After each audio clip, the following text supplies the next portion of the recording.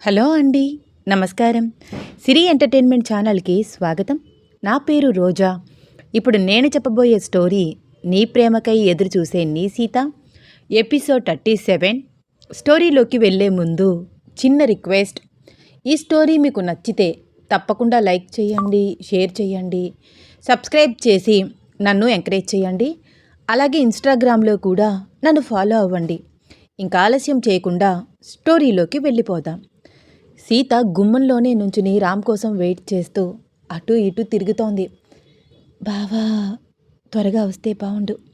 ఈ విషయం బావతో చెప్తే బావ ఎలా ఫీల్ అవుతాడు? చాలా చాలా హ్యాపీ ఫీల్ అవుతాడు కదా. అవును, ఆయన కళ్ళల్లో ఆనందాన్ని చూడాలి అనుకుంటూ అటు అటు తిరుగుతోంది సీత. ఏంటే ఇందాకటి నుంచి చూస్తున్నాను, ఎవరికోసం ఎదురు చూస్తున్నావు? అడిగింది అరుంధతి కోడల్ని గమనిస్తూ. అది మీ అబ్బాయి కోసం అత్తయ్యా. ఈరోజు ఏమిటే కొత్తగా ఎదురుచూపులు? ఏమైనా తెస్తానని చెప్పాడా ఏంటి? కాదత్తయ్య, ఈరోజు కొంచెం ఎర్లీగా ఇంటికి వచ్చేస్తాను అన్నారు, కానీ ఇంకా రాలేదు కదా, చూస్తున్నాను. గుమ్మం దాకా వచ్చినవాడు లోపలికి రాకుండా ఉంటాడా? ఎక్కడికి పోతాడు? పద లోపలికి, కాళ్ళు నొప్పులు వస్తాయి. అంతగా కావాలంటే ఒకసారి ఫోన్ చెయ్యి. ఆల్రెడీ ఫోన్ చేశాను అత్తయ్య, మీ అబ్బాయి లిఫ్ట్ చేయట్లేదు, బిజీగా ఉన్నారు. వచ్చేస్తాడులే సీత, నువ్వు లోపలికి రా. అరుంధతి అన్నిసార్లు చెప్పేసరికి లోపలికి వచ్చి సోఫాలో కూర్చున్నా తన చూపులు మాత్రం గుమ్మం వైపే చూస్తున్నాయి. రామ్ బైక్ సౌండ్ వినిపించగానే గబగబా లేచి గుమ్మం దగ్గరికి పరిగెత్తింది. అసలు ఏమిటి పిల్ల ఈరోజు కొత్తగా ప్రవర్తిస్తోంది? కోడలి వైపు ఆశ్చర్యంగా చూస్తూ అనుకుంటోంది అరుంధతి. రామ్కి ఎదురు వెళ్ళి తన చేతుల్లో బ్యాగ్ అందుకుంది. ఏంటి సీత అంత ఎగ్జైటెడ్గా కనిపిస్తున్నావు? పరిగెడుతూ వస్తున్నావేంటి? కనురెప్పలు ఎగరేసి అడిగాడు రామ్. అది ఏమీ లేదు. నవ్వుతూ బ్యాగ్ తీసుకుని రామ్ వైపు చూసి చూడనట్లు చూస్తూ ముందుకు నడుస్తోంది సీత. రామ్ ఫ్రెషప్ అయి వచ్చేసరికి వేడివేడిగా దోశలు వేసి చట్నీతో సర్వ్ చేసింది. టిఫిన్ తిని హ్యాండ్ వాష్ చేసుకోగానే ఫిల్టర్ కాఫీ అందించింది. సీత ఈరోజు టిఫిన్ చాలా బాగుంది, నవ్వుతూ కాంప్లిమెంట్ ఇచ్చాడు సీతని బాగా అబ్జర్వ్ చేస్తూ. థ్యాంక్ యూ బావా అంటూ తలదించుకుని తనలో తానే ఏదో మాట్లాడుకుంటున్నట్లు, ఏదో చెప్పడానికి ప్రయత్నిస్తున్నట్లు, చూసి చూడనట్లు రామ్ వైపు చూస్తోంది. మళ్ళీ నవ్వుతోంది. అరే ఏంటే ఆ ఎక్స్ప్రెషన్స్ ఏంటి? కొత్తగా కనిపిస్తున్నావు సీత. నీలో నువ్వే నవ్వేసుకుంటున్నావు. నా వైపు చూడకుండా మాట్లాడుతున్నావు, అది కూడా వినిపించకుండా. ఏంటి సంగతి? కాఫీ సిప్ చేస్తూ సీత వైపు అలా చూస్తూ అడిగాడు రామ్. చెప్తాను కానీ బావా, మన రూమ్లోకి వస్తావా? కొంచెం మాట్లాడాలి. ఏంటి సీక్రెటా? చిన్నగా అడిగాడు రామ్. సీత సిగ్గుపడుతూ అలాంటిదే అనుకో. రామ్ డౌట్గా సీత వైపు చూస్తూ, సరే నేను రూమ్లోకి వెళ్తున్నాను, నువ్వు కూడా త్వరగా వచ్చేసేయ్. నవ్వుతూ కాఫీ ఫినిష్ చేసి స్టెప్స్ ఎక్కి పైకి వెళ్ళాడు. 5 మినిట్స్ తర్వాత రూమ్లోకి వచ్చిన సీత వైపు చూస్తూ, ఏంటే ఇప్పుడైనా చెప్తావా? క్యూరియాసిటీ క్రియేట్ చేస్తున్నావేంటి? పైగా ఎక్స్ప్రెషన్స్ ఇస్తున్నావు, సిగ్గుపడుతున్నావు, ఏంటి సంగతి? అడిగాడు రామ్. సీత తన 2 చేతులు వెనక్కి పెట్టుకుని చిన్నగా అటు ఇటు అలా అలా ఊగుతోంది. మధ్య మధ్యలో నవ్వుతూ తలదించుకుంటోంది. ఏంటి పిచ్చి పిచ్చి పిచ్చి ఎక్స్ప్రెషన్స్ ఇస్తున్నావు? దగ్గరికి వెళ్ళి సీత బుగ్గ మీద ముద్దు పెట్టాడు. సీత గట్టిగా కళ్ళు మూసుకుంది. తర్వాత ఒక్కొక్క కన్ను తెరుస్తూ రామ్ వైపు చూసి చూడనట్లు చూస్తూ తన వైపే చూస్తున్న రామ్ చూపులకు సిగ్గుపడుతూ, బావా నీకెలా చెప్పాలో తెలియట్లేదు అంటూ మెలికలు తిరిగిపోతోంది. ఇంత సిగ్గుపడుతున్నావంటే డౌట్గా తన వైపు చూస్తున్నాడు రామ్. అవును అన్నట్లు చిన్నగా తల ఊపుతూ అప్పటికే తన చేతుల్లో ఉన్న ప్రెగ్నెంట్ పిల్ తీసి చూపించింది. వాట్ అంటే? అవును బావా, ఐఎమ్ ప్రెగ్నెంట్, 2nd మంత్, ఇందాకే చెక్ చేసుకున్నాను. రామ్ కళ్ళల్లో ఆనందం. సీతని ఒక్కసారిగా దగ్గరికి తీసుకుని అమాంతం ఎత్తేసుకున్నాడు. బావా అలా ఎత్తుకోకు, అంత టైట్గా నన్ను హక్ చేసుకోకురా. భయపడుతూ రామ్ని 2 చేతులతో కొట్టింది సీత. ఓ సారీ, చాలా చాలా హ్యాపీగా ఉంది సీత, నాకు సంతోషంలో అలా పట్టేసుకున్నాను నిన్ను. ఫైనలీ మనం తల్లిదండ్రులు కాబోతున్నాం సీత. ఇప్పటి నుంచి నువ్వు చాలా చాలా జాగ్రత్తగా ఉండాలి. అలాగే నవ్వుతూ సిగ్గుపడుతూ అంటోంది సీత. 1 మినిట్. వెంటనే మనం డాక్టర్ దేవికి సంగతి చెప్పాలి. ఉండు అంటూ డాక్టర్ దేవికి కాల్ చేశాడు రామ్. బావా ఆగు. ఇంకా ఈ విషయం అత్తమ్మకి, అమ్మకి ఎవరికీ చెప్పలేదు.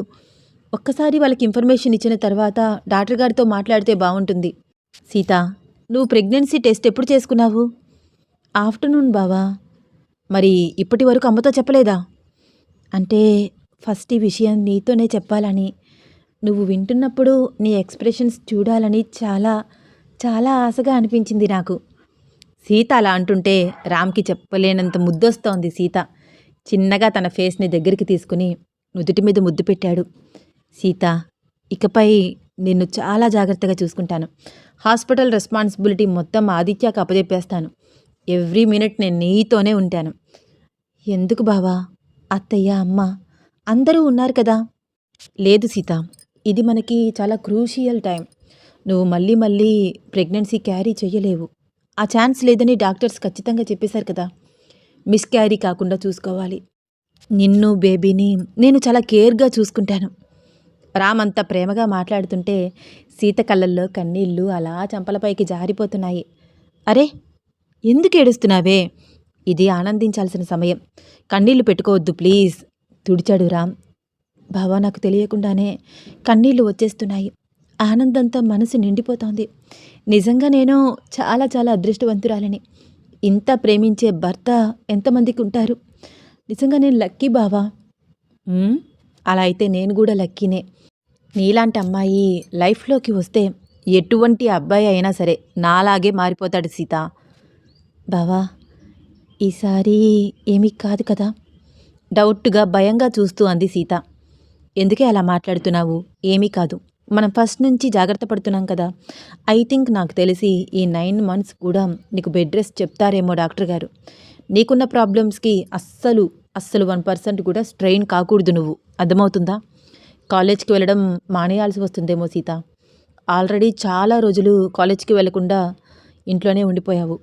ఈ మధ్యనే నీ స్టడీస్ రీస్టార్ట్ చేశావు. ఇప్పుడు మళ్ళీ ప్రెగ్నెన్సీ మానేయాల్సి వస్తుందేమోనే. బాబా, నువ్వు అదంతా ఆలోచించుకు. నాకన్నింటికన్నా ఇప్పుడు బేబీనే ముఖ్యం. చదువు కానీ, డ్యాన్స్ కానీ ఇవన్నీ నేను తర్వాత అయినా చేస్తాను. వాటికన్నా నాకు ఇప్పుడు ఫ్యామిలీనే ఇంపార్టెంట్. డాక్టర్ మానేయమని చెప్తే ఖచ్చితంగా కాలేజీకి కూడా వెళ్ళను. తర్వాత చదువుకుంటాను.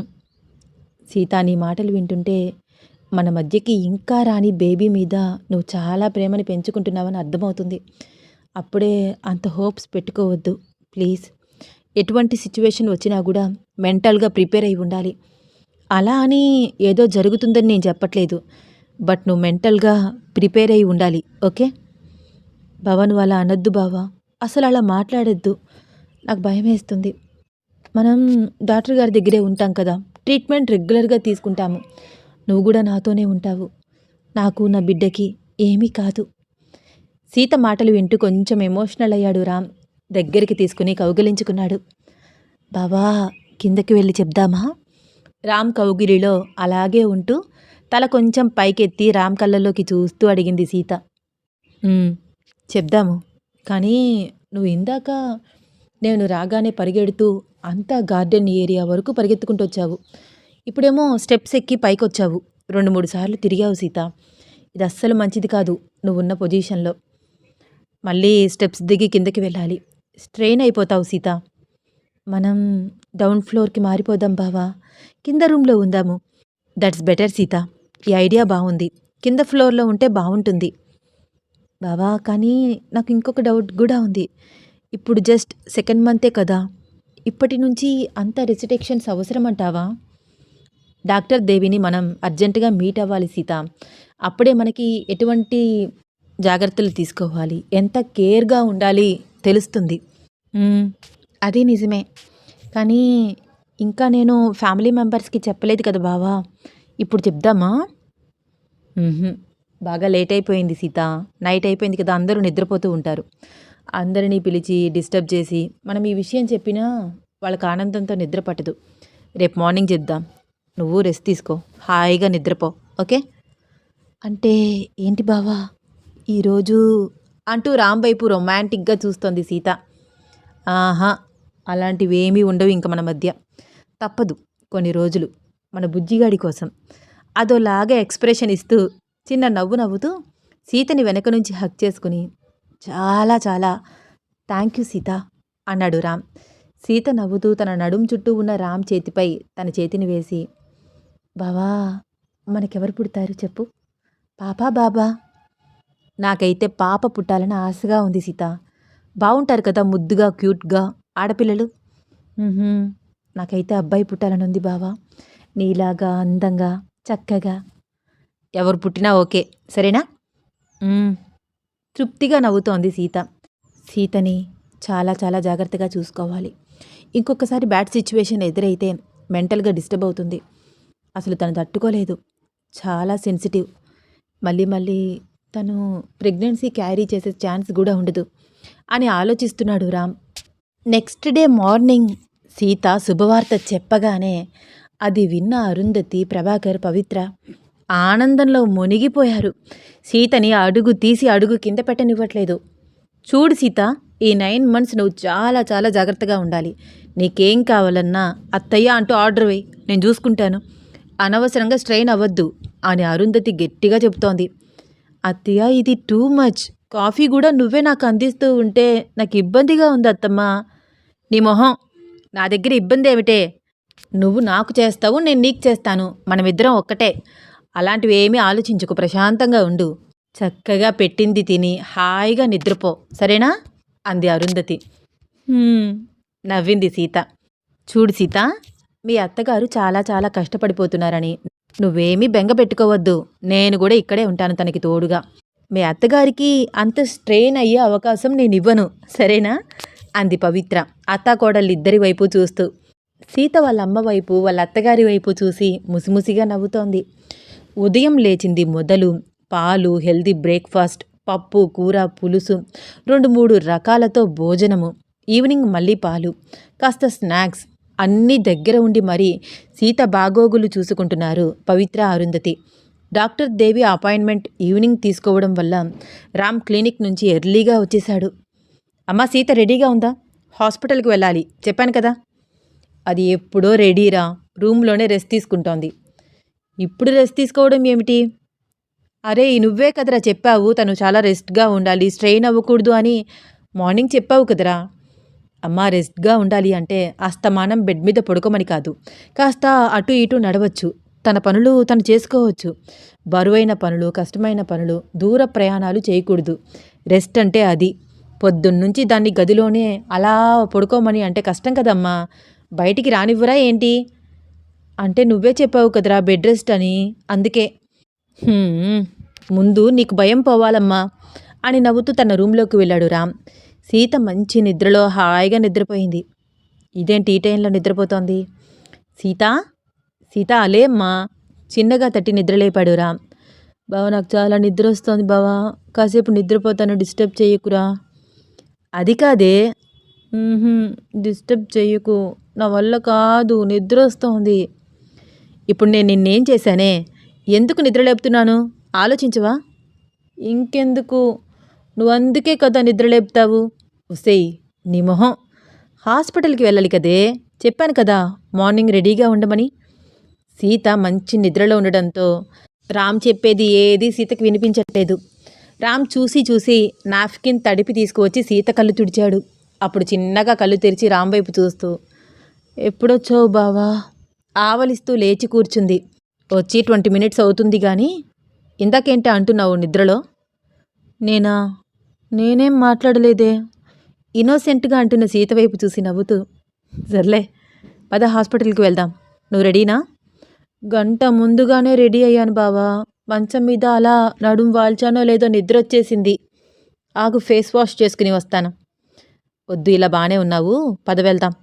ఆవిడ త్వరగా రమ్మన్నారు, స్పెషల్ కేస్కి అటెండ్ అవ్వాలట, మనకి అపాయింట్మెంట్ ఇచ్చారు, మనం త్వరగా వెళ్ళాలి సరేనా? ఓహ్ అవునా, 1 minute బావా అంటూ గబగబా మంచం దిగి అద్దం దగ్గరికి పరిగెత్తింది.